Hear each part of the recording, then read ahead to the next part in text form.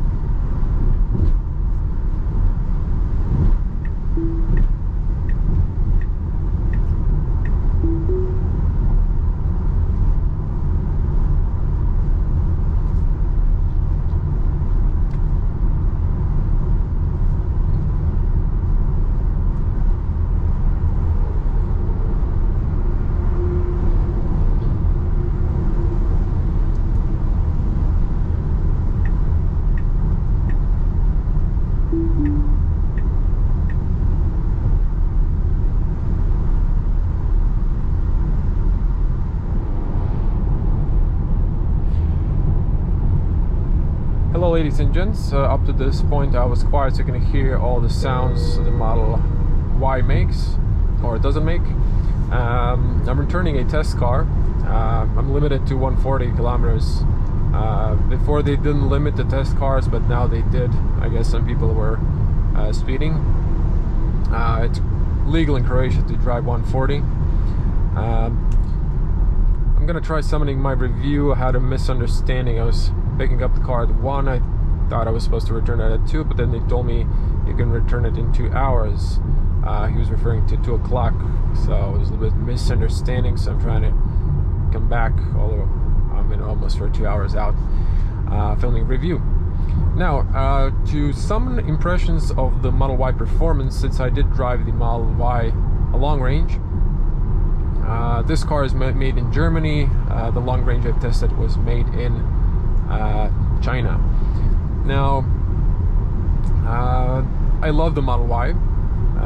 For a tall person such as myself, this is ideal sitting position. You're not in a squat position. You have more leg room and height-wise. Overview is way better. You're sitting taller. That's well, why people love SUVs. Now, compared to the long range, just besides the faster acceleration time, I cannot say that there is anything that is, how should I say, any advantage. You do get 21-inch turbine alloys, so these are very sensitive to curb rashing, so you should try to protect those somehow. Otherwise, just be in peace with yourself that you're gonna rash them. Ride comfort is good on the highway, but not on the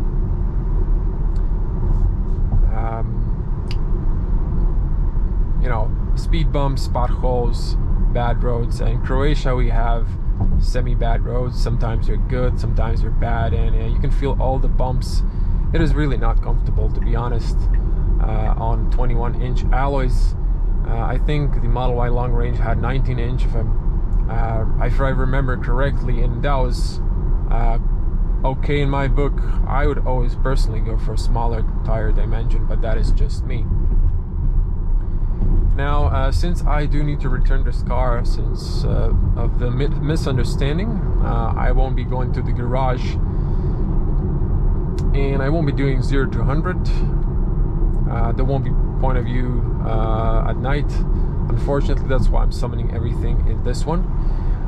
But overall, build quality and the Giga Berlin car is better. I would say it's on the level of made in China cars, and you're not going to be disappointed. I can't say for the Model Y US built cars, since I never saw them. They don't come to Europe. I did get my Model 3 from Fremont, and that was not the best quality, let's call it that way. Autopilot, this car has an FSD, but someone didn't engage it, and I guess it's the Tesla. This car was new, has like 700 kilometers on the clock, came in last week, so I guess they didn't enable those. So I can show you the full FSD. Unfortunately, that would be cool. You just get the key card, so you are very limited, unlike when you have the app. In that case, you have all the advantages of the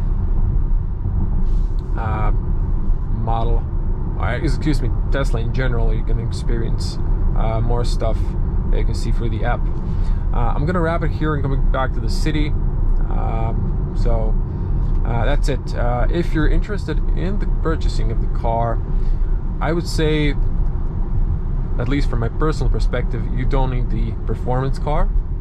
But if you are into acceleration and you just want that extra feature, then the Model Y Performance is an excellent deal. You won't get an SUV that has this acceleration. Wow, I forgot I was in sport. Just wanted to make it through the traffic light. It is not illegal to go for the yellow light, but it's definitely illegal to go for the red light. You can always, you know, it passes in the police book if you go for a yellow light in Croatia, because there's, you know, you are supposed to decide if you have enough time to pass through or not. So mile-wide performance is definitely good for passing through the traffic lights. I'm gonna put this back in chill, so that the next person on the test ride doesn't get surprised. Excellent car, what to say. Love it. Love Teslas. Thanks for watching. I'm gonna see you in the next one.